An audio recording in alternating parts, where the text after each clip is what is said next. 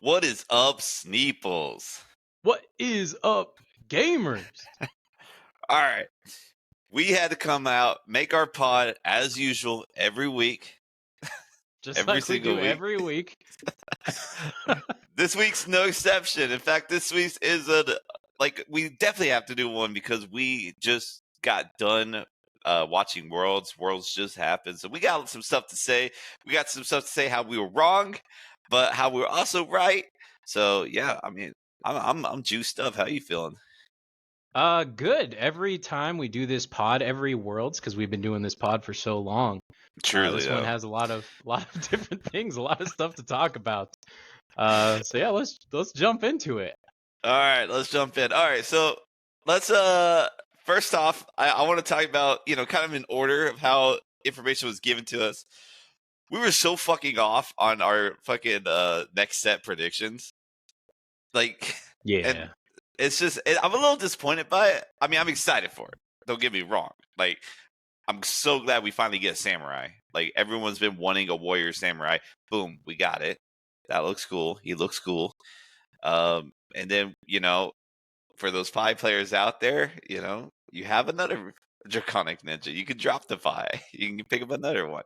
And she looks like she does enough different stuff, right? So they look cool. We get our royal. We are back in Volcor. It looks dope. It like the Arachne coming back. Cool. Arachne needed help. Arachne sucked. So it's like glad Arachne's getting something. But man, we did not get a new class.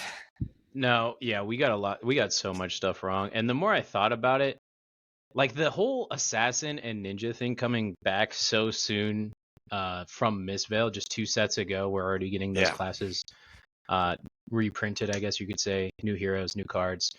They're being supported, even though they're very good right now. Zen just won the calling. New, still very strong deck. But anyway, it kind of made me think like these last 3 sets from heavy hitters, Miss Vale and Rosetta is like Fab 3.0 in a way. I think that they've gained so many new players in just these last 3 sets that kind of everything that they're doing now is kind of in service to this batch of players. That's why James White said about un-LLing Blitz Zen, just kind of doubling down on this catering towards these new players, which I don't have a problem with. But yeah, I think that's what's going on. I have no idea why else they would print these heroes again so soon, or these classes again so soon. If that's, I mean, we were, like I said before, we were so in our own head, like we had it figured out, because it does make sense that like we didn't expect these heroes to come back so soon. Totally agree with that. And then like Ranger made a ton of sense, right? Like Ranger, it's been a minute. We only got 2 Rangers, it makes sense, right? But instead we get the returning class. Now there is one hero that we don't know about. It might be another form of Arachne. It might be something else. I don't know. Do you have any predictions on that? I kind of don't think it's anything but maybe another Arachne, but I'm not sure. I would imagine it's another Arachne, but something with the Chaos talent. And on the product sheet, it does say like Warrior, Ninja, and Assassin are coming in here, so it would have to fit within those class boundaries. True. So I would assume another Arachne, but I don't know. I see like the 2 arts of the Draconic Warrior. Maybe I'm just like missing something in the lore there, but one of them's like a samurai, and the other one's like a dagger wielder. Yeah. Like one has like a katana. Right. Yeah, so I think we're gonna be. I'm actually excited for that, because that's kind of a like we've seen flick knives, right? Where that's like one way you can throw your weapons, and we've seen a few weapon recursion with like the assassin dagger. I don't even remember what it's called. No one plays it, so but there's that dagger that that if you bring it back, it gets +1. And then Gravenclaw, that is right. Yep. Yeah. And then concealed blade. But it seems like we're getting heavy into that.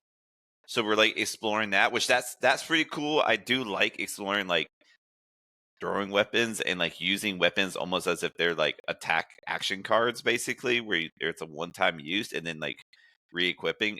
I actually am pretty stoked on that. That's a new thing, and it's like also like a part of a class that we already had. Like five's already existing, so it makes this Draconic Ninja so much more different. So I think that's also pretty cool as well. I think we're getting away from the Phoenix Flames and bringing in like a whole new weapon, like throwing I, sort of archetype. yeah, her art. I think the ninja's a girl, right? Her art is like I would say she has like all these like throwing knives around her and stuff, and it looks like she's throwing like 8 of them. So I don't know how it's gonna work from a gameplay perspective, but it seems like a lot of fun. I hope they still have the Phoenix Flames incorporated in there some way.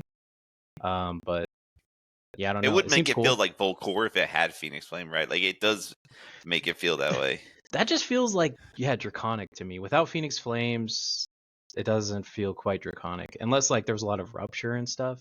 There's a lot of ways Right. to make daggers attack twice. So maybe like 4 daggers into a lava burst is gonna be like a pretty regular play line for her.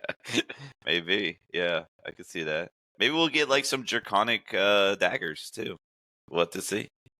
Yeah, it's gonna be interesting. I Dagger of think the she's gonna Phoenix Flame. play. Yeah, I think she's gonna play Lynx too. And you know what's a good Lynx target I didn't think about was Stab Wound. You could Lynx into the Oh, Stab Wound, and then Sabu! What an oldie! yeah, because you attack 4 times, and then you play the card that throws your daggers. So that's like 6 Right. damage from daggers, and then you can either Lynx into Stab Wound or just play the Stab Wound for 8, right? Yep. Or 2 deal 8 or deal 6 more or whatever. But yeah, Yeah, dude, all these outsider cards are actually like, because I'm thinking now, like, what's that one card that like all daggers get +1? Knives Out. Knives Out, yeah. So it's like Yeah, that's another one. So it's like, yeah, all these outsider like penny majestics truly gonna see some play here. yeah, Probably, at least. they've all gone up quite a bit. Yeah, Knives Okay. Out turns into a blue 3 block. That's a 0 for 4 if you 0 attack twice cost, with yeah. each dagger. Yeah, Hell and yeah. I wonder if Melting Point becomes a card again. Yeah, okay. That was mentioned to me as well, and I am actually super excited on this front for Draconic because Draconic has always been like super red heavy. And that's cool. I like that. I like that thematically. But because it's been so red heavy, it's like been super low cost. Like basically, if a Draconic card costs more than 0, you really didn't look at it as far as any sort of competitive play. But that might change a little bit now, which I'm actually pretty stoked for because I think that adds a deeper element into like playing Draconic. Basically, it makes the Blood of Drakai actual playable like Fable, and then it makes some of these other cards like you were mentioning that cost 1 now, is more viable. Mm-hmm. So I'm excited if they go in that direction. I really am. Wait, what? I'm sorry. I think I missed something. What made Okay. you? What made it seem like that it's not going to be so red heavy anymore? Yeah, you know what? Let me Is it pull that it new out of. card that's going to have like a Blood Drakai like effect? Is that what you're saying? Yeah, I think Oh, that's what okay. it. I see. Sure. Yeah. Okay. Yeah, Cool. Yeah. yeah. Thanks, because like I didn't have that right on like that I information on me, so I was like, no, all you didn't even right, like well, let me. allude to it. I thought I'd missed something in the conversation. You're good.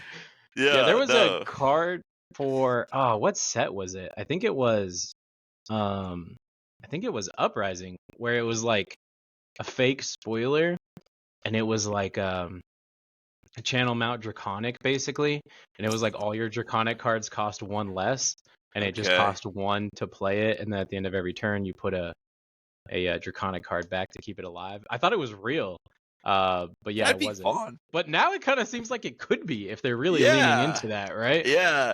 It'd be like the Volcano Drakai or Volcano Volcor or something like that, right? Yeah, it'd be like Channel the volcano. channel Volcor, channel something. I don't know. Channel Yeah. Volcano Drakai. I don't know. I They'll like figure it out. channels. I truly like channels, but that I do probably too. is more of a Rosetta thing, right? Because all the Yeah, it absolutely yeah, is. Yeah. but I do like the idea. That is a cool idea. Yeah, or even if Um, they don't call it channel, some kind of effect like that could something, come in here, I guess. something, right? Yeah, Yeah. yeah. I want to play with my. I love playing with gems. I want to play with the Blood of Drakai. So I really hope that it goes in this direction. Also, like I kind of think that just having Cheerios for a deck, just all 0 cost, is boring to me. I'm not an aggro player, so like it doesn't really vibe with me. But to me, like I want to pay this stuff. Oh, So okay, like, that's fair. yeah, that's how I feel on that. So I I don't vibe know. with it just because I'm a Yu-Gi-Oh player, so I like to just, That's true. You would just, yep, that's fair. That's fair. Hell yeah. Yeah. All right. Go ahead. Go ahead. Finish it up. Tell us No, what you no, go think. ahead. Go. All I was right. just gonna say I'm not super excited for Arachne for some reason. I am just so excited for the new warrior. I don't know what it is. He just seems like he's Yeah, gonna be cool. that's fair. I mean, the warrior looks cool. Like a Yeah. samurai warrior is like a given. Like Yeah. yes. Arachne's interesting. Okay, well, let's talk about chaos. Like that's a whole new talent that's given to us. It is Um, weird, isn't it? Yeah. we don't even know necessarily what chaos means, Yeah. and what it will entail, and what makes chaos chaos. But it is very interesting that is a talent, because if you look at other talents like elemental and stuff like that, it just kind of like, I guess, kind of makes sense. I don't know. It just feels like, yeah, that feels like a talent, right? Draconic, Yeah. elemental, mystic. Yeah. But chaos is just like more of like, I don't know. It just doesn't really fit. But I mean, I'm cool with it. I'm definitely down to see it. But it's interesting. I'm curious where they're gonna put that in. What that Yeah, it makes doesn't that look really make like. sense because the Arachne Solitary Confinement has the same ability as this new Arachne, Yeah, but yeah. he's not chaos talent. He's So not like what chaos. No, yeah, that's a good point. Yeah, he's not chaos. So like, obviously chaos means something. Now I'm gonna say this right here, right now. And I think at this point, especially if like all the fucking Marvel films, I think a lot of people have the same testament. I don't want a fucking time shift. That's all I'm asking. there better not be a time shift. Yeah, there Right? better not. And all I'm saying is like, it kind of looks like it might be a time shift, and that's the chaos of it. You Maybe know at what? I could LSS they see watched that. the fucking Spider-Man, Endgame, the yep. animated ones, and like, oh, well, let's do something like, you know what I They mean? got like a Look at that. multiverse of fucking Yeah, it Arachne. looks like that. It vibes like that, man. You know Oh, it like does. It actually does though. That's it funny. does. Yeah, Yeah. so I hope that's not the case. I mean, if it is the case, I'm not going to stop playing Fab, obviously, but I like my stories to have one timeline. I'm with you. Yeah, I'm the Yeah. same way. So we'll see what happens. There's just such a small card pool. It's hard to pull much from the lore out. You know what Yeah. else too is that marked mechanic. I think Yeah. that they're really trying to lean into UPF with that. Like if Ooh, I mark interesting. I didn't you, get that. then that's Okay. like a really big incentive for everyone Mm. at the table to try and mess with you so we can fuck you up while you're It's marked, like a bowling basically. mechanic. Yeah, it almost seems like it is, right? Because how does it Sure. make sense in sync, like in 1v1? It's like you mark him and then what? You try and attack him while he's marked? I was going to attack him Right. anyway. He's my only opponent. Like, I don't Right. understand. Um, Yeah. I was curious about that too. It almost, so I made a joke that, what if they bring out the mark cards for each hero as a new expansion slot like they did for the Dust? And so every new set has a new hero that gets marked. And so you have an oh, assassin card. it'd be like a contract card that says, like, if you hit a marked Icelander, do something. Yeah. Yeah. That would be They could interesting. just make expansion slots for the rest of the time for Arachne. Yeah, they got infinite fodder for that. Truly. That's That would that be money printing interesting. machine. Yeah. Yeah, it is interesting. I see what you're saying. I don't know. I feel like it's limited focus with that, where it's like it's a really good card if it lines up in the case that, oh, I am facing the I don't know their names. We do know their names, don't we? We do. I don't remember. I think Fang was one of them. Fang was one. All right, let's do that. So, oh, Uh-huh. I am facing a Fang. Hell yeah, and I drafted this. Never punish, right? Um, so maybe it's like incentivize you, but then like obviously if you don't face Fang, then the card is kind of like a 0 for 3 or some shit like that. So it's Right, like, yeah. I feel like it's more limited focus. I guess it could be like a sideboard thing. Like if you were Arachne and you were playing Arachne right now, it wouldn't be the worst thing to have like mark cards for Aurora and Enigma. If you're Right, like, yeah, sure. If they're at the top so of the meta, it wouldn't be bad at all. yeah, it would make sense to have some sideboard slots for them. It'd I be don't just know like if they're pick to good pieces. enough. Yeah, exactly. Pick pieces. Yeah, it's 100%. Yeah. It's funny you say that because I actually was like kind of thinking about this a lot, and it seems like they're gonna do another round the table product that's UPF focused. So it's going to be limited and UPF, and that's where they're really gonna lean into this mark stuff. That's what seems like to me, but yeah, I guess we gotta wait and figure that out. I mean, I think a lot of people liked the round table. I just personally, I just want a new multiplayer format. I don't like UPF. Yeah, I don't like. I okay. It is fun to play, but truthfully, a lot of us come from Magic, where there's multiplayer. Is there multiplayer in Yu-Gi-Oh as well? Is there like a format for that? No. Okay. No. Yeah, Yu-Gi-Oh is just 1v1 going at it all the time. Right. Yeah, no, for sure. But anyways, like Commander and Magic, it's huge. And a lot of people come from Magic, and I think a lot of people kind of want that with UPF, but it just doesn't have that. And I kind of am in that same boat. Like, I don't want this game to be Magic by any means, and I'm so happy it's not Magic. But I think when it comes to a multiplayer game, I want it to feel different enough than like CC or Blitz, so that it feels like a sub game of like Flesh and Blood, I guess. Like and it should feel like a different game. You're saying? A little bit. I kind of do want it to feel like I want it to feel like a whole different, like fucking Living Legend feels nothing like Blitz. Sure. Or maybe it does because they're both fast, but you know what I mean? Like there's similarities, but there's a lot of differences as well. I see what you're getting at, and I agree. Yeah, I think it's just, I mean, I don't care for it because I'm just more of a competitively minded player. I'm not interested in like doing the politic thing or anything. Sure. Or I like the feeling of taking away things from my game. Like, what could I have done differently? What could I have done better? And I don't want the answer to be like, oh, I really should have tried to butter Sneep up a little bit more in that game. Right. So I don't know. That's like why I and probably a lot of people play card games, is because they like that competitive feel, that competitive vibe. And that's like Flesh and Blood's whole pushing point as well. Like, we are the most competitive card game.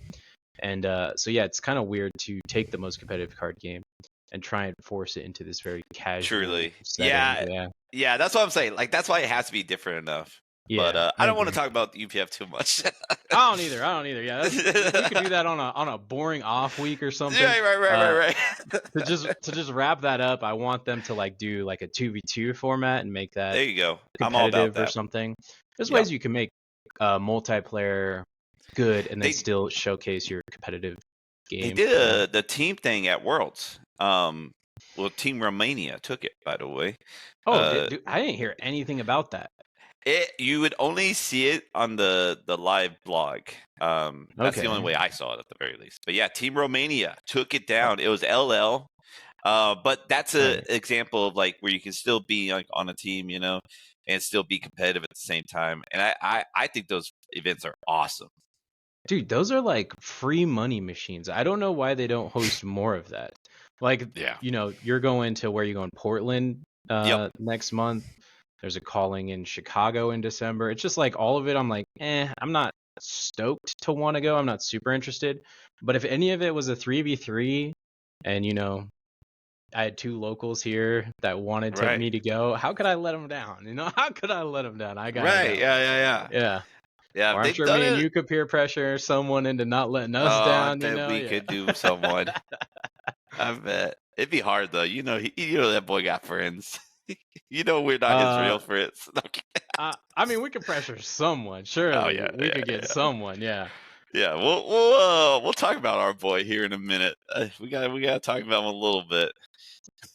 Let's just do it first. Do it first. All right, but I got a really good point here, real quick though. Wrapping up on this hunted, right? One thing that I've noticed is that we haven't got out of talents.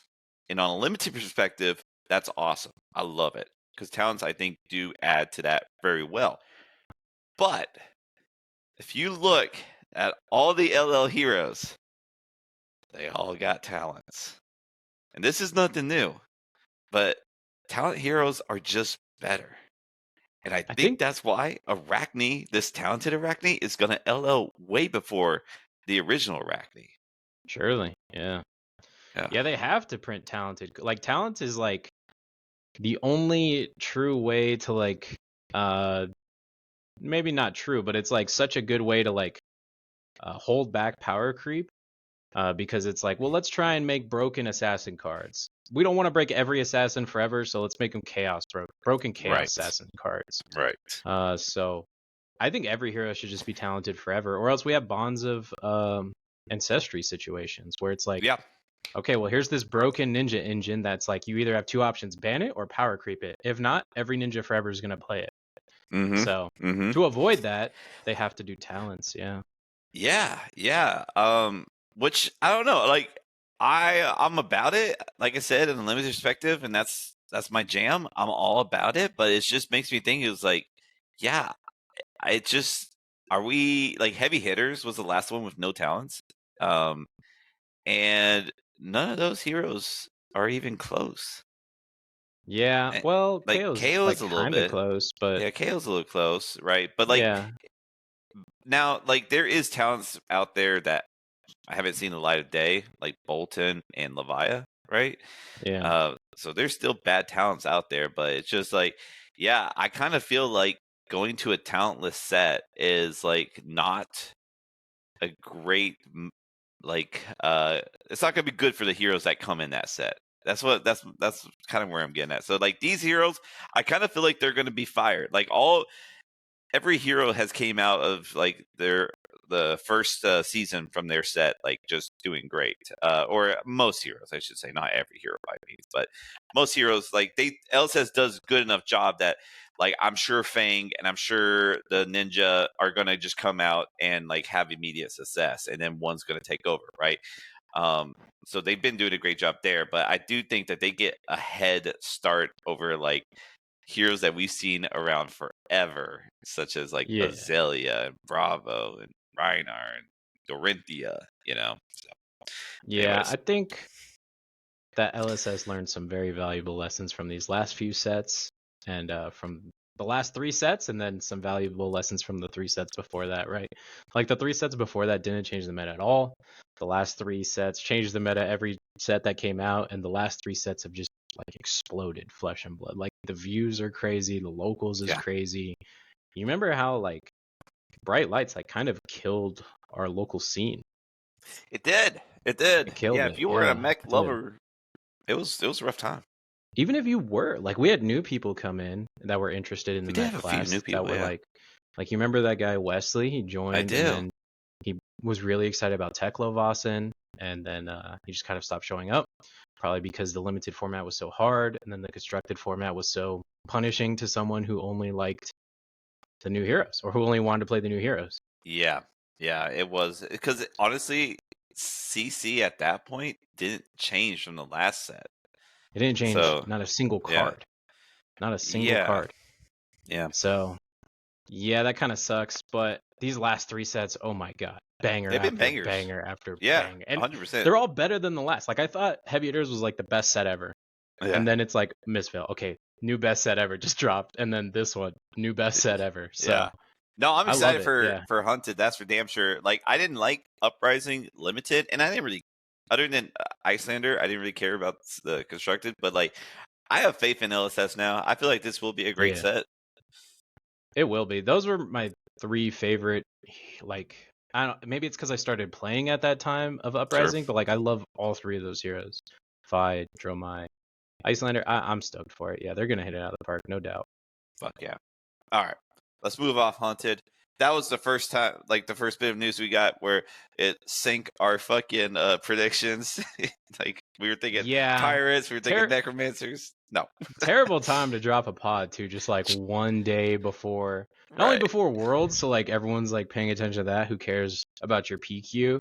But Yep. also, yeah, the new set gets announced, so it's like who cares about your set predictions? Yeah, They didn't come true. yeah. So Yeah. so All right. yeah.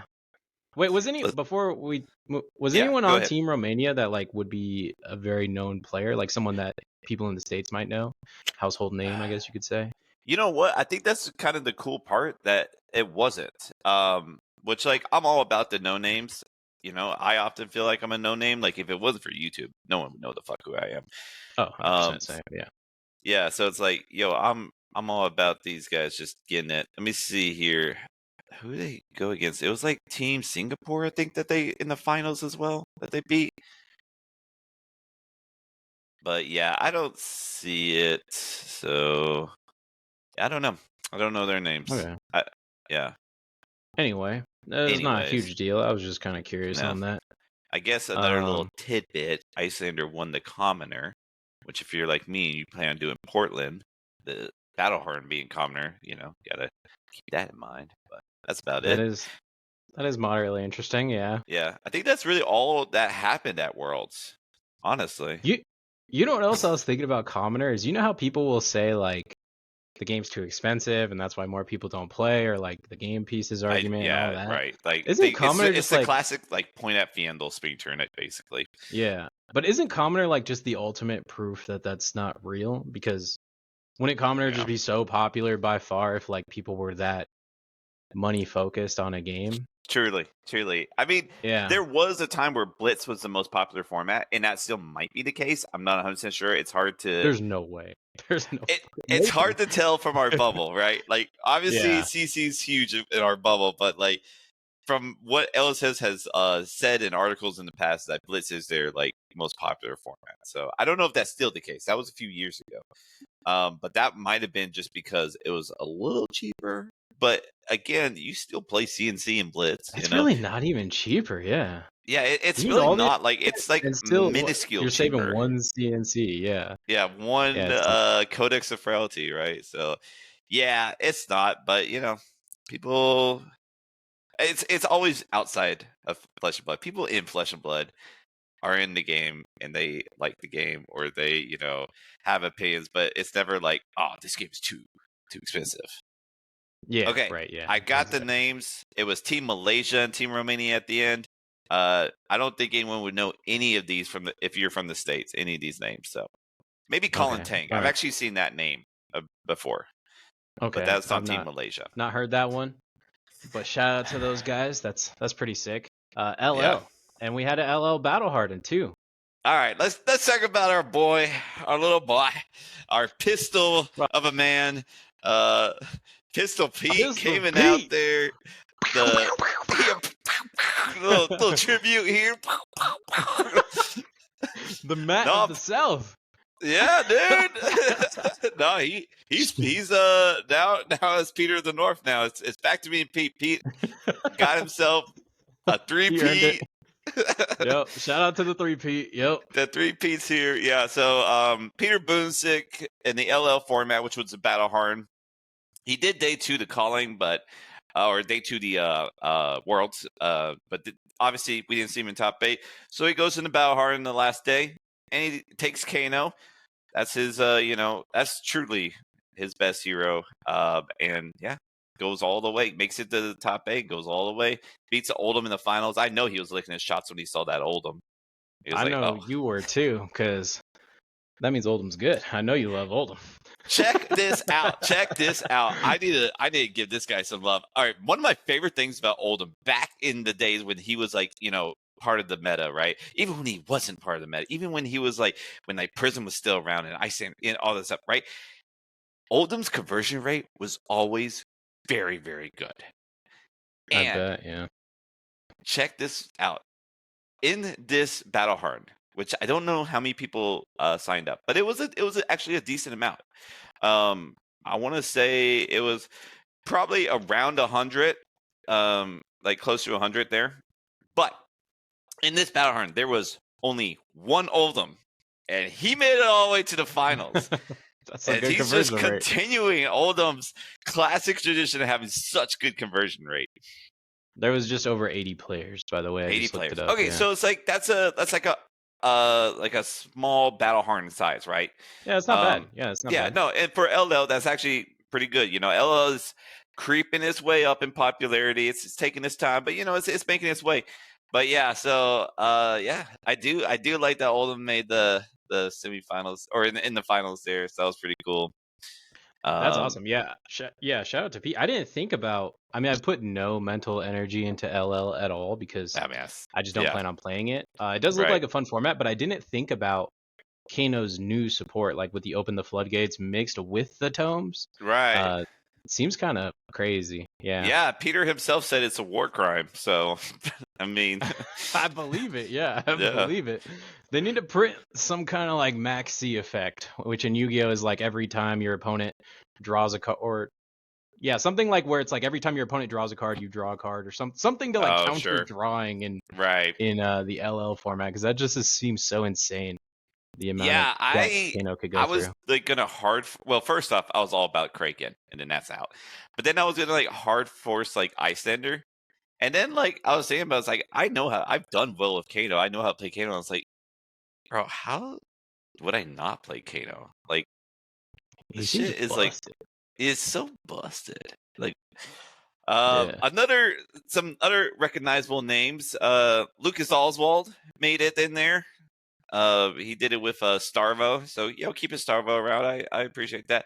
But another friend of ours, well, a friend of mine. Also, I want to get to him first. Brody Spurlock on Chain. That's a classic Brody Spurlock deck. But then another friend of ours that we both know very well is old Yali, old Oh Chris yeah. Yali Yep. with Shout out to Viscerai Yali. too. Yeah. Yeah, so That's a awesome. lot of recognizable names in that. That was a good one. Yeah, I'm surprised the Oldham beat Brody and Lucas too. I got to see that list. I always liked Oldham into Chain.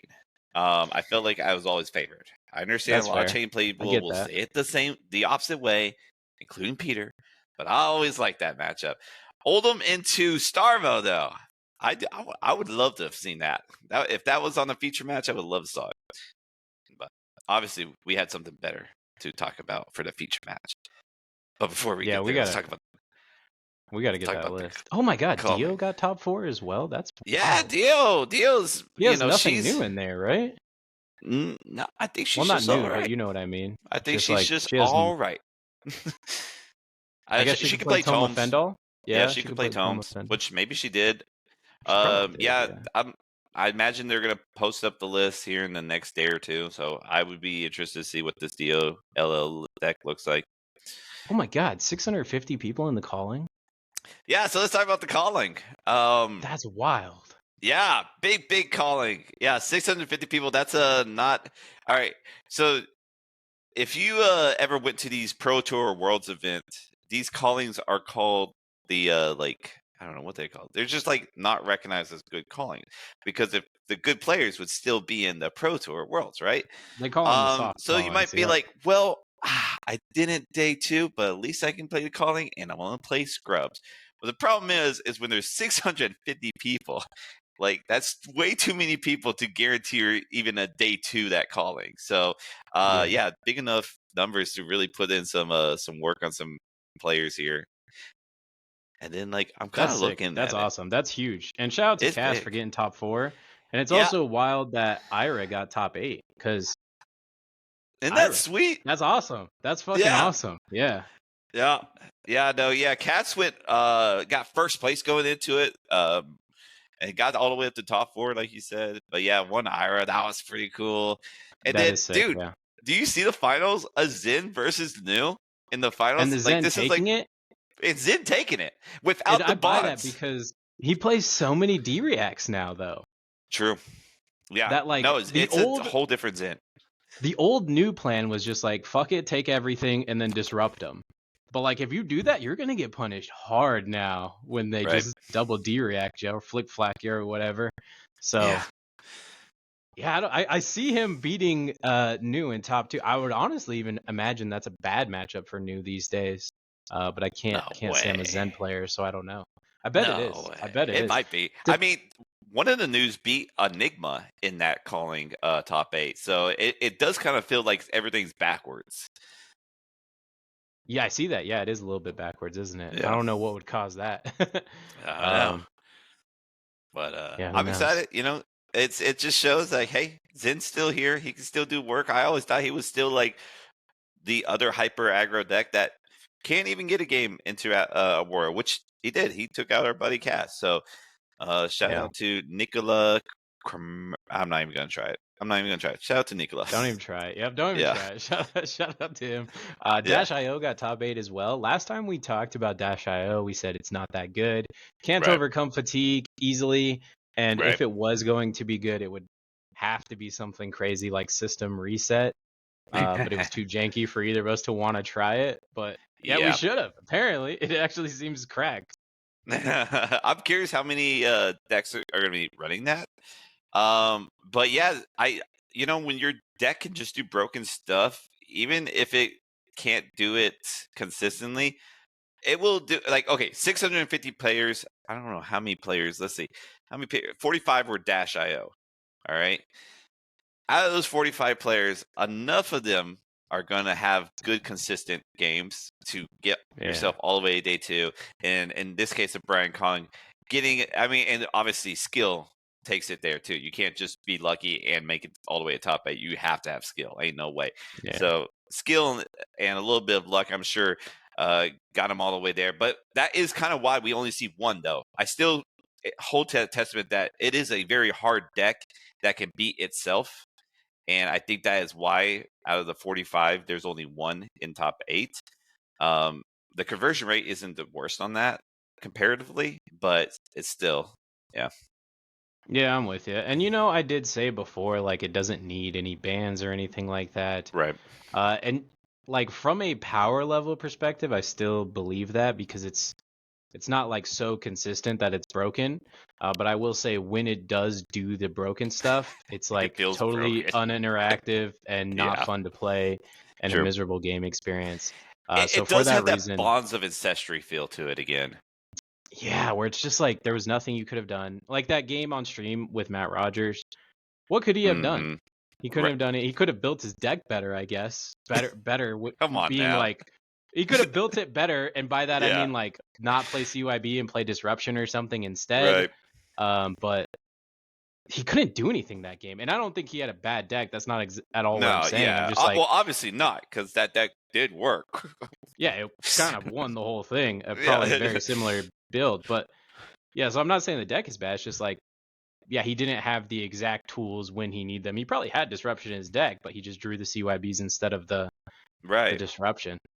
Just or like, you draw the wrong color CYB in the beginning, like yeah. that also. Yeah. So it's like, yeah, no, I totally get it. Like so let's talk about High Octane, because that is a card that a lot of people are talking about, and rightfully so, because, Brian Gottlieb, he said it. He's like, hey, this game is one reason why we are probably going to be getting rid of High Octane.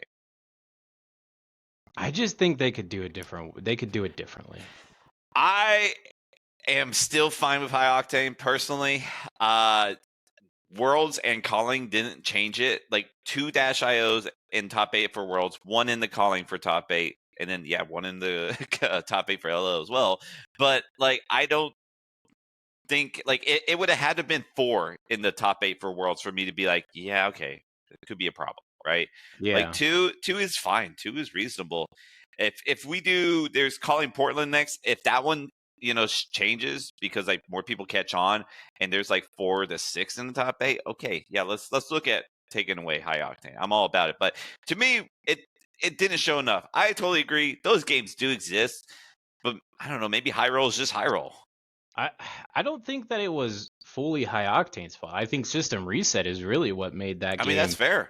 100%. So I think they should, if they're gonna hit something, hit System Reset, which is just like that crazy over the top high roll potential. Which again, it's not consistent. It's probably like, it's not consistent enough to be considered like broken. But yeah, when it works, it's just so uninteractive and so unfun. But if they ban High Octane, the deck is just done. It's just dead. Yeah, that's what I was saying. Like, I feel like it really hurts her a lot. So, and System Reset is just kind of a fun card. So it's like you wouldn't be losing that much if you brought that. But yeah, I don't know.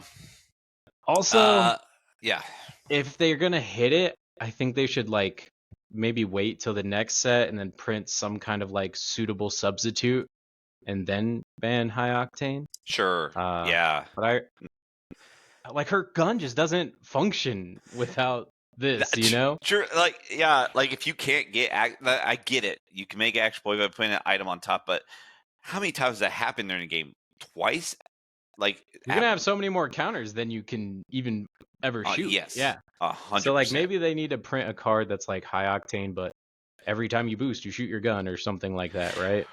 Sure, yeah, yeah. Like every time you boost this turn, you can activate your gun at instant speed. Yeah, there you go. Every time Something you like boost, that, your next you know? gun attack is instant. Yeah, something like Yeah, that. Yeah, I'm in. yeah, because it just doesn't have go again. So I don't know. Yeah, no, I'm with you. Like that, it makes sense. And like, if Dash IE goes away, which she's getting closer and closer, she did not win Worlds. I was wrong about my pick. You know, I will say though, I did say if I'm not picking Enigma, it would have to be Dash IE, Yeah, right? Yeah. yeah, So you did. yeah, Hey, uh, we said the same thing. If we're not picking Enigma, I right. got Yeah, excited when I seen that top 8 because I did say Hamilton and I you did did say a say Hamilton. disruption deck. Your I prediction was did right there. say I did say Florian over New, but I Yeah, did say it was Hamilton on a disruption deck, yeah. which he No, doesn't even. I guess he does normally play. Never mind, take that back. But yeah, yeah. Anyways, yeah. So I don't even remember what the fuck is. I don't know. I just felt like I guess what we're saying. Dash IO is fine. I think she's going to be fine. I don't think she's broken by any means. So, I remember what I was saying. Dash IE almost LL didn't get there. But once she does, her pistol's gone. Not that you would play her pistol with Dash IO, but if like you said, high octane goes away, symbiosis shot's pretty bad. And then if Dash IE LLs, then you don't even have, the Teclo blaster or whatever, which might yeah, be better in some ways. I don't know, but yep. I'm with you. So let's talk about Worlds then. let's talk about Worlds. I'm excited. Personally.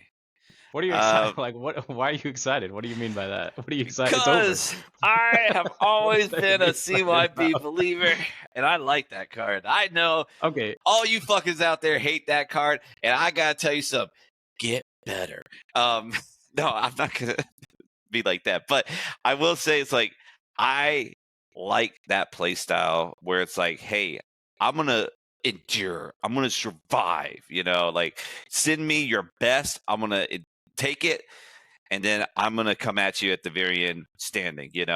I like that. That's the Oldham play style, and that's what CYB makes it. It makes it where every hero can play Oldham, like an Oldham way. So I was stoked about it. I I love it. Honestly, I hate blocking out. And when I was a noob, when I was new to the game, I thought the same way a lot of people on Blueski thought. Yeah, I threw the Blueski reference in like that, but it's like, well, you're not even attacking me. Such a lame way to play, whatever, Right. whatever. Yeah. And since you play so much fatigue, I always have a fatigue player at my locals. And I remember we played Briar into your fatigue Oldham. This was the full fatigue Oldham. After Winter's Will got banned, you were running the horn. Right. You were running Yeah. all of it. Yeah. Yeah. Especially after Winter's Will, I was like, fuck it. I'll go all fatigue in. Fuck it. Yeah. Yeah. And then I remember I was telling you what a lame way to play, bro. What a lame. And you did give me some shit. And then I did, yeah. It's because I couldn't beat it. I was just Right. mad I couldn't beat it, honestly. And the more we played and overcoming that and learning how to play against it was some of the most fun Flesh and Blood I've ever played. Just because I was learning so much and realizing how the game works on a deeper level. Some of the most fun. 100%. And honestly, it's the same way on the fatigue player. So Gregor's he had the interviews where it's like, hey, do you think you can beat these guys? And he literally said that. He was like, hey, look, it's on them. Like I do one thing, and so it's on them to beat me. So and they're obviously very good players. So it's going to take a lot, on my end to make it where I survive it. And that's what makes it even that's what makes it so much fun for me. It's because especially if it's a good player, like you say, when you're learning with Briar, then it puts on me to be as tight as I can in my game so that I can still survive even when someone is really good and knows how to play into me. So it just makes good gameplay. And then when we played, I felt like I had it figured out. I was like, I'm totally confident, totally comfortable into fatigue. I would love to play against it. And then I go to, what was it, Battle Harden, the One Fang one. No, it wasn't Baltimore. Was it Baltimore? He won Pro Tour in Baltimore. It was Pro Tour Baltimore. That's where Okay. we went. And I was ready to play my Briar deck into fatigue. I don't even know why I was on Briar and Alexi meta. We're not going to talk about that. It's all good. But then I played against Charles Dunn. And I didn't even know who he was at this time. I was like, you know, kind of ignorant to the scene. And I was like, I know exactly what to do. And I'm ready. I'm stoked. I'm locked in. I'm thinking in my head, like, this is already a dub. I've played this so many times.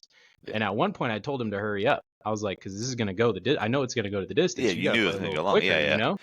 And he was like, you know, he's like, yeah, I know what I'm doing. Don't you worry about me, you know, basically. But anyway, he knew what I was up to. And he just had that next evolution that we just maybe didn't have enough games to get to.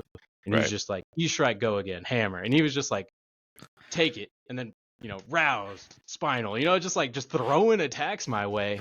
And I was just so caught off by that it was just like, yeah, another evolution, another thing unlocked for me to play. It's just like, I just love this game, and fatigue was just such a big part of that.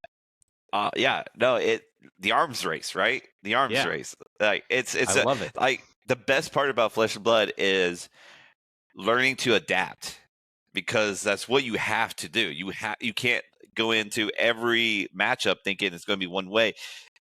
Even if they play it the same way, but they just like had like a different top deck or some shit, right? Like having to adapt to each turn is so critical, and that's what makes this game so good. So yeah, I love it. I can't get enough. It's awesome.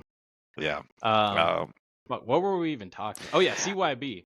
I think it's in the same lane. I love playing against it. Honestly, I think it's fun. I have no issues with it. I hate playing with it. That's not my playstyle, but I very much enjoy playing against it. And if you hate playing against it, maybe you need to like really sit down and think like, how can I overcome this? Or like maybe this aggro playstyle just isn't my thing. If I don't want to think about how to overcome this, maybe I should just be the one doing it, right? Sure. Yeah, I mean, I agree with that sentiment. I think there's a few ways to approach it, because I'm fine talking about this because you see it a lot. Like you said, Blueski, but you see it on Twitter as well, obviously. And then like I even have some like players on my team that are being like, "Yo, like CYB's gonna get banned." I'm like, bro, stop listening to that. So a lot of people have that feeling. So it's like, okay, let's talk about it. So if you are a person that just doesn't like switch off any hero, right? You're a one hero person. Like you were saying, Maxwell, it's just like learning that matchup and learning how to be, because CYB does one thing. And if you can learn to beat that one thing, you know, whether it's bringing in cards like Gravekeeping or even worse, like Poison the Well, I'll talk about that later. But it's just, even if it's Silver Bullets or if it's just having a different play style, I think that can be achieved. You just have to, you can't take the same approach. And I honestly want to say, I think that's what happened in the finals. Mercy is a very good player, so I'm not knocking her in any way here. But I think once that second poison, even before that second poison, I think she relied heavily on those poisons as well, so that she didn't have to adapt to new gameplay. I think once we saw that second poison go, we didn't see any sort of like, hey, we're going to bring this in for later, except for maybe one turn where she pitched 2 reds. That's the only time I ever saw her pitch any reds for a late game push. We just saw like the exact gameplay that she's been doing, and it's been working for her, and that's why she got as far as she did, because she is a good player and that game plan works. But when it was shut down, when it was like deactivated, basically, with losing her poison to Wells, then it really fell apart at the seams. And so, you know, I bet that doesn't happen again. She's a good enough player that I bet that she, you know, goes into it and learns how to beat that matchup even without poison to Wells, potentially. You know, I think that there is a lot of ways to approach it, but you do have to get out of that mentality of treating a CYB deck like you treat every other deck. You have to like think of it in a new way and approach it in a new style. Yeah, especially, well, she said she just started playing Aurora a few days prior. Right. And it's not, that's like, playing against Fatigue isn't something you could just like pick up a deck and just win that matchup. Not easily anyway. It's something you really have to like put a lot of reps in the deck and really figure out. And yeah, perhaps she just didn't have enough time on the deck to be able to do that. Yeah. But I do want to circle back to the Blueski Twitter thing. Okay. Yeah. I'm just gonna say it how it is. Y'all take this however you want to take it. Don't come at me. I'm just saying how it is. Twitter's been a lot less toxic lately. Oh. Am I wrong?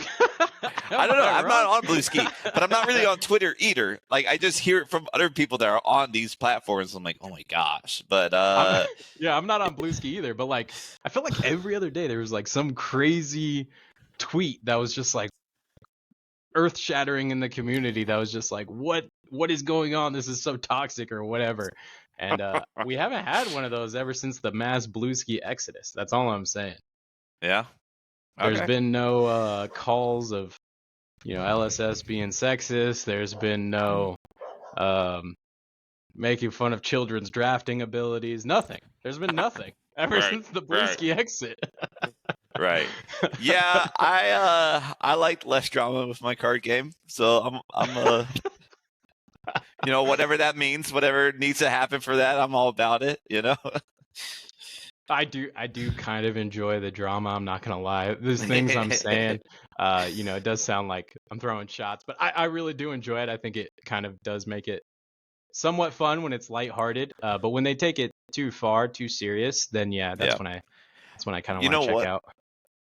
There was something I saw. I literally said I don't go on Twitter or anything, but I actually did today. And I did see something. There was a take that I didn't agree with. Someone said like he was like upset that there was so few people at the venue watching the Worlds final, and like instead they were doing side events at that time. And I'm just like, bro, that's he's a weird take. Yeah. It's a weird take. Like, and his argument was like, these players worked so hard, and you should respect that by watching them. And this is a community-oriented game, so you should be a part of the community. And I'm just like, bro, like, it feels like we're setting unnecessary rules. Like, I feel like before it's a community, it's a card game, and it's a game, so you should have fun. But so I disagree with the take. I feel like if you're there, if you're spending money, go play the events. If you want to watch the World's Final live, go for it. But if you don't, play your events, man. Go have fun. Yeah, I'm with you. I mean, I think that sounds like one that is like most other wild Blueski Twitter takes, where it's coming from the right place. Sure, yeah. His heart's in the right spot, or her heart. I don't know who tweeted it. Yeah, their heart's in the right spot. But yeah, maybe we're going a little too far. If I'm paying thousands of dollars to go to Japan, right? Maybe I have to take time off of work and the flight and everything. I'm gonna do what I want to do, and watching a game that's recorded that I could watch when I get home might not be on my agenda of stuff I want to do when I get there. And I don't think I should be punished for that or shunned for that. 100%. Yeah. It's not a movie theater, right? It's a venue to go play games. So go play some games. It's totally fine. If it was your teammate, probably, go support a teammate. If you were in top, if old Pistol Pete was in top 2, right? I'd be there watching. Yeah, especially at Worlds. Like, of course, yeah. Well, because. And we'd be rooting for it if it was me, because we'd want to bring out the. We'd be doing it the whole time. Yeah, dude. We'd get the crowd in on it. Yeah, I was like, all right, guys, when this happens, everyone shoots pistols. Yeah, we'd be all about it. It'd be a fun time. Yeah, so if it's like your buddy, go do it. But it's like, if it's like just like like, I'll be honest, I don't know any of these people. Like Mercy is a new name for me, right? Gregor's, I think he's a Magic player. I think I remember that. But like, Yeah, so it's like I don't know these people personally, so I have no like real connection. And it's all Um, recorded, and you could watch it's it all recorded too. Yeah, better, more clearly at the speed you truly. want Yeah, while it's recorded. the commentating wasn't bad either. I'll be honest. I thought it was good. I think Yeah, Brian Gottlieb, Punkage, Sam, Sam. like Yeah, great job with the yeah, commentary. I mean, everyone involved, but special shout out to those three. I think they always do a great, always never fails to deliver with them.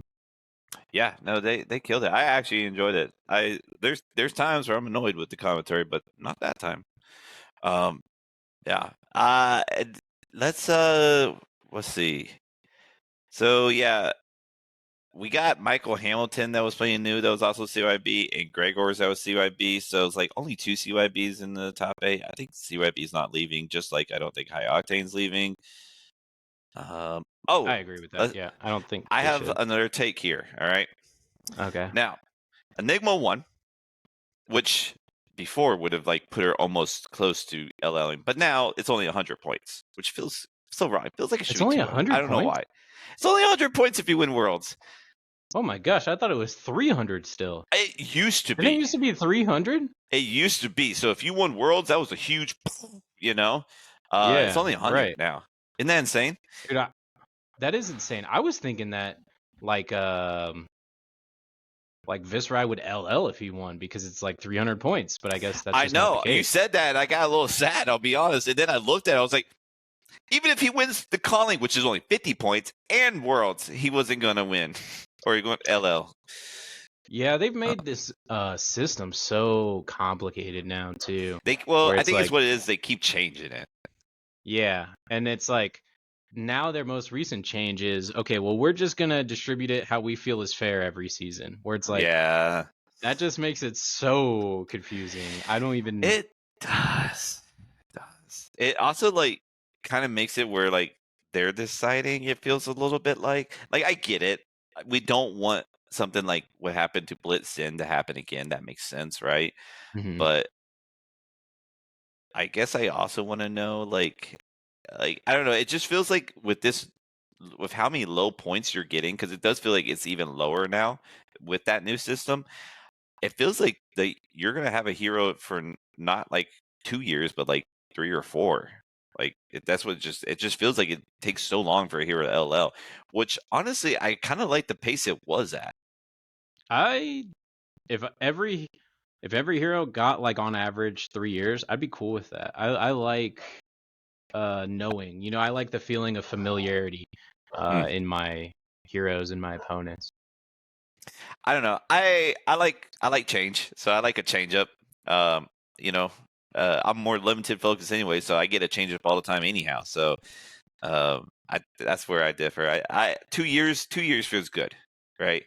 Don't print something stupid like Starvo, and then you usually get about 2 years, right? Especially if they have a talent, then you definitely will get 2 years.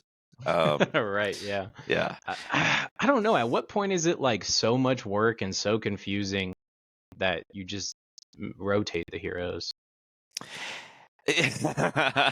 like like are we ever gonna see Reinar get LL sort of deal? So it's like let's just Yeah, give because him.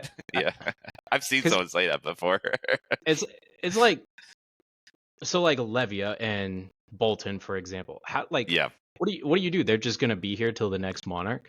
Are you gonna give them I mean, doesn't it feel expansion like slot that a little bit cards? with Arachne? Like they're Yeah, just printing like a new Arachne, basically. so it's like LSS is in this position where they have to give them cards, which could be hard, right? Because maybe like Hmm. the light and shadow talent isn't supposed to be better than it is, but they have to give them support somehow, some way. And then how do you Right. fit enough support without making an entire set? Maybe we're not ready for an entire another Monarch set. Like we're not right now. They say not till 2026. So it's like, Yeah. okay, are we gonna get expansion slot cards for these heroes for the next year? Are we gonna get it? Two Are we years. gonna have to print another armory deck to make them better? It Right. just puts them in positions where they're like in have to positions. Like we have to find a way to make this hero LL at some point. They can't just It's leave him also forever. it's hard too because people get attached. You know, like Yeah, we have a but local if who plays Reinar, and he only plays Reinar.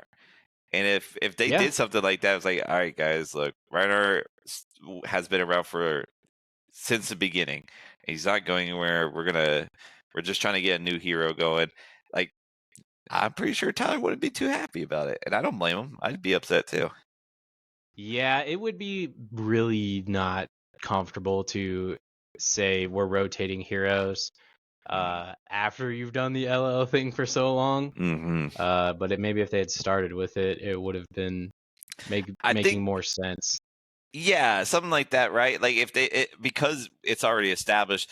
I also think like that was kind of the appeal of LL. That was kind of the thought, right? It's like if that's why I think heroes should LL a little faster because instead of just keep adding new and new sets, or you're adding more and more heroes, so it makes it harder for older heroes to LL because now we got this new big thing, and now we got another new big thing, and like you said, the only way we get these old heroes kind of catch up is getting expansion slot cards, but that really hasn't really worked all that well. I mean, it works to make them better, but it doesn't make them like S tier or I think anything. it's only ever done it like in a substantial way for, unless I'm missing someone, but just Prism is the only one I could think of.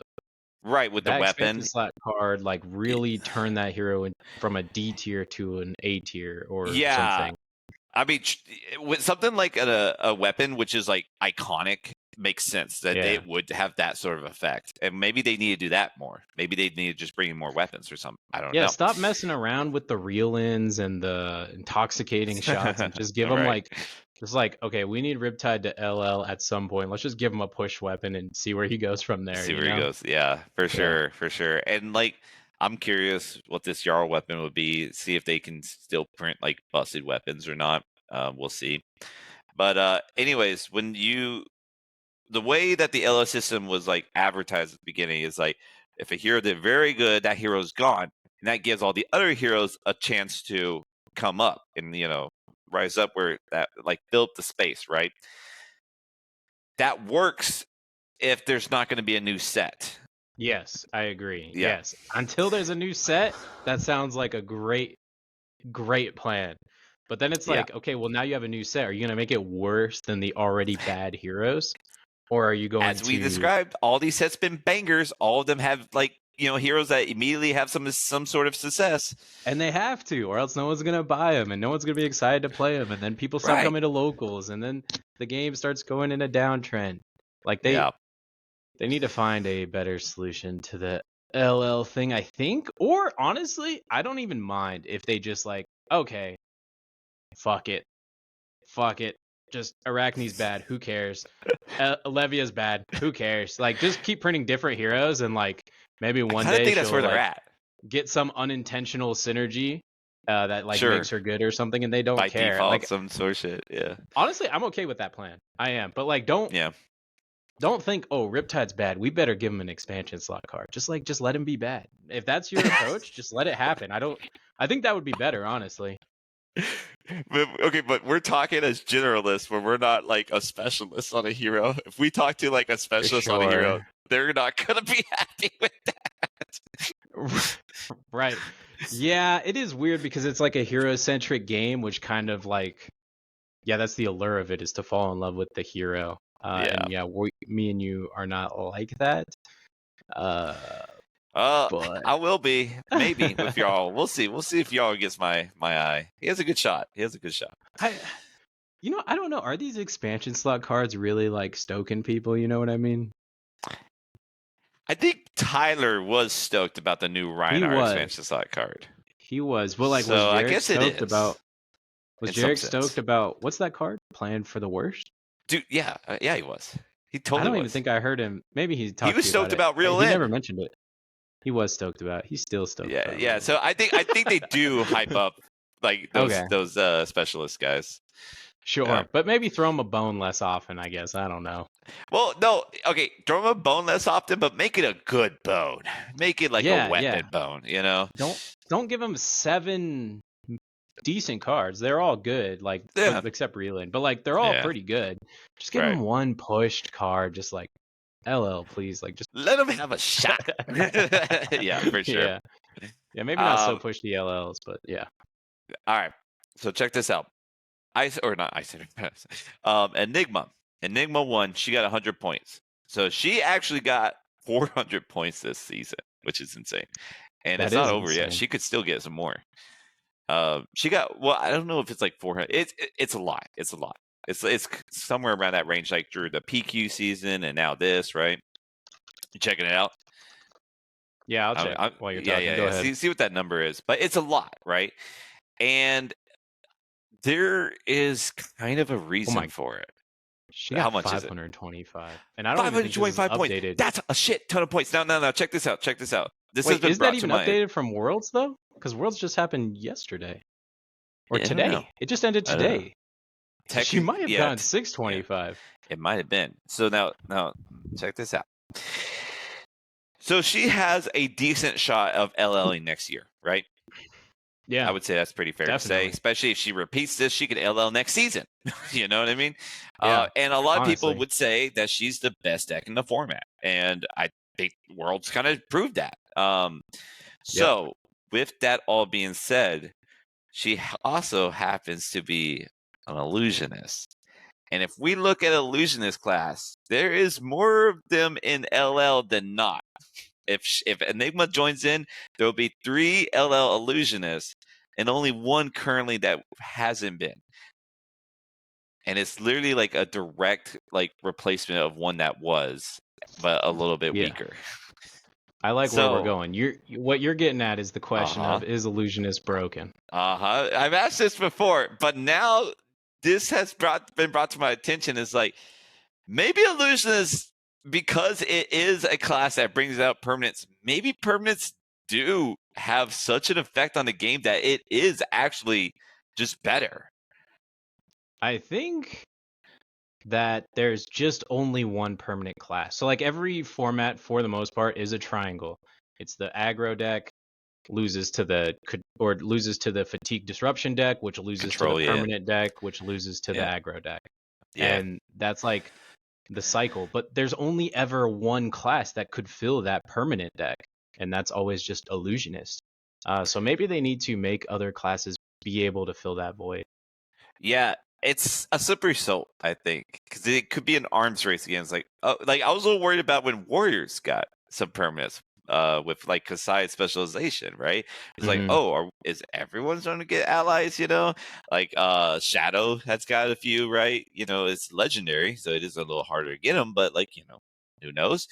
Um but LSS I think has done a pretty good job at like maintaining that only one class does it, and I think that's probably for the better because like I think I am getting more and more convinced that permanents do just make you like have a higher position in like the meta because it is such a different take.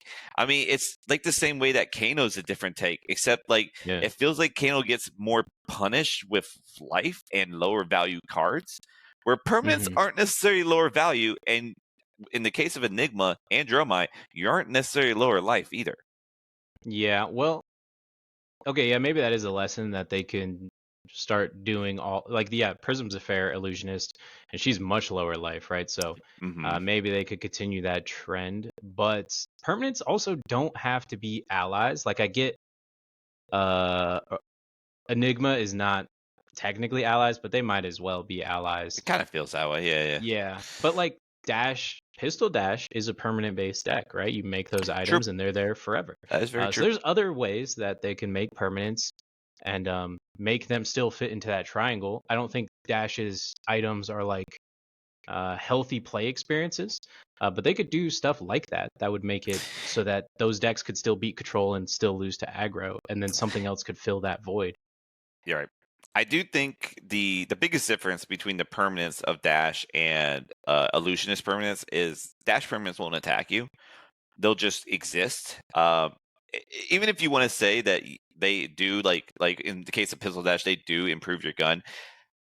The induction chamber is going to be maybe 2 points of value, I guess. You know what I mean? Like if and then like the plasma purifier is 1 point of value. Where something like Dromai, you know, all of her dragons, most of them, you know, came in for like 4, maybe 3. You had the little ones attacks, but like they all had like some pretty good like on hit or something. You know what I mean? Like they all had pretty good. And then Enigma, they attack as well. I think when Prism was absolute dog shit is when her weapon was dog shit. And it made it where it was very hard for permanents to attack. I think the fact now that it limits how many permanents can attack for Prism probably does make it where Prism is a fair hero, especially with the tomes gone. Like now everyone's fair, right? But like she's that totally one, fair. yeah. Now she's like as fair as like Guardian. It feels, you know what I mean? She should have 40 health and she would still be fair. Right. It literally feels that way now. Her mechanics are fair. It feels unfair because your armor and your health are shit. Right. Yeah. Now it doesn't feel great to play Prism, where like before it felt great because you do little busts and shit here and there, right? Yeah. But I do think her weapon limiting the amount of times she can attack with permanents to like 2 tops does make her a more fairer, as well as like the tome ban Illusionist, than something like Dromite or Enigma or Old Prism with Luminaris, right? Hello. Oh shit. Snape. Hello. Okay. Am I reconnected now? You're reconnected. You're good. Go ahead. Start from the top. Okay. All right. I feel. Are you gonna edit this? I'm not gonna edit it. So make it quick. Not. Okay. I feel that because with Prism, the Prism we have now, you can only attack with permanents 2 times tops. It makes it where it's more fair than something like Dromai, where you can attack with all these dragons all at once. Enigma, same way, if all these permanents all at once, all these wards, right? And Old Prism the same way. So I think that's probably the formula to make a hero fair. Illusionist, that is. They don't even have to do like the ally thing though. Like, what if they just, because like Warrior is kind of like doesn't have a good identity, right? Like it's just like attacking with the weapons, but that's just so predictable. That's about it. What if they like put something into Warrior's identity where it's like like Oath of the Steel Blade, or whatever, where it's just like you're playing these permanents that are just there forever, and they just have like small incremental effects. Like your sword attack, so something your like first sword attack every items. turn gets +1. Yeah, so it's just like you're just playing all these things, and then eventually your swords are coming in for like 6 and 6 every turn, and it's like you will beat the slower decks that way. You'll beat the mid-range decks that way, and you'll still lose to the aggro decks because all these cards would block too, and you wouldn't have time to set them up, and you'd get really punished for doing that. So yeah, maybe I think they just need to make more classes that fill that role. It would be hard to not make them broken, but yeah. Yeah, it's definitely a slippery slope. But yeah, I think you're right. There is ways to do it. If it is more similar to Dash's items in the way that permanents are around, I do think that helps. But I think Illusionists, and this is no like big hot take. I think a lot of people say this. I'm not saying they should ban Illusionist or Illusionist is a mistake. All right, those are some pretty out there takes. I get it. As an Oldham player, as an Iceland player or Icelander player, I get it. But I'm not saying we should get rid of Illusionist. I'm just saying I think there is a proven it's just proven that Illusionist has a step up because of what makes their identity. Even when it's like Aurora is super, super aggro, but we saw Enigma do it. And look, you can say CYB, but I think you could take an Enigma into worlds without CYB and still have a fairly good shot. I don't think you need it. Yeah. In fact, one Enigma made it without CYB, so that tells you didn't. So right, yeah, I'm with you. I wonder, like even like Icelander when she was first, like Michael Hamilton's first win with her. I thought she was a great permanent deck, like Frost Hex, Amulet, Insidious. Those are great permanents that really punish like those kind of CYB fatigue style decks that would just run that kind of deck over.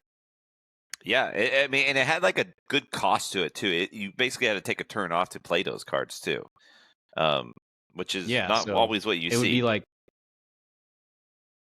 you would side out your Frost Hexes into aggro because they were just not good, right? Yeah. Well, yeah, that's my take. Congratulations to Gregors. I'm stoked that he won with a CYB representing. I'm curious how many more CYB decks we'll see in Portland. I don't think the outcome will change. So I think we still see 2 in top 8. It is still a hard deck. It's still not easy to win with CYB. Yeah, I'm with you. Actually, one more thing on CYB. I think if it was worse, it would be more of a problem somehow. But since it's so good and you kind of know it's gonna happen, you kind of know like, oh, maybe I should bring a poison or maybe I should bring a gravekeeping, because you know it's gonna be there. Whereas if it was a little bit worse, you would get punished harder for not playing the cards that you shouldn't be playing because it wouldn't be a big meta share anyway, kind of deal. Right. Yeah, that's fair to say. Yeah, if it wasn't as known. Yeah. I mean, So the yeah. the fact that it's popular is kind of like a blessing, is what I'm getting at. Because you need your poisons. There's no doubt you need your poisons. Okay, I'm gonna say this: Poison the Will is a terrible fucking card, and it got shown by the finals matchup why that card is so fucking bad. And I'm gonna hold on to that to the rest of my fucking time. I don't care if I lose poison or not. All right. You know you need your gravekeepings. How's that? Is that better? I love gravekeeping. That will fuck over. and if she had gravekeeping, she would have been in a better spot.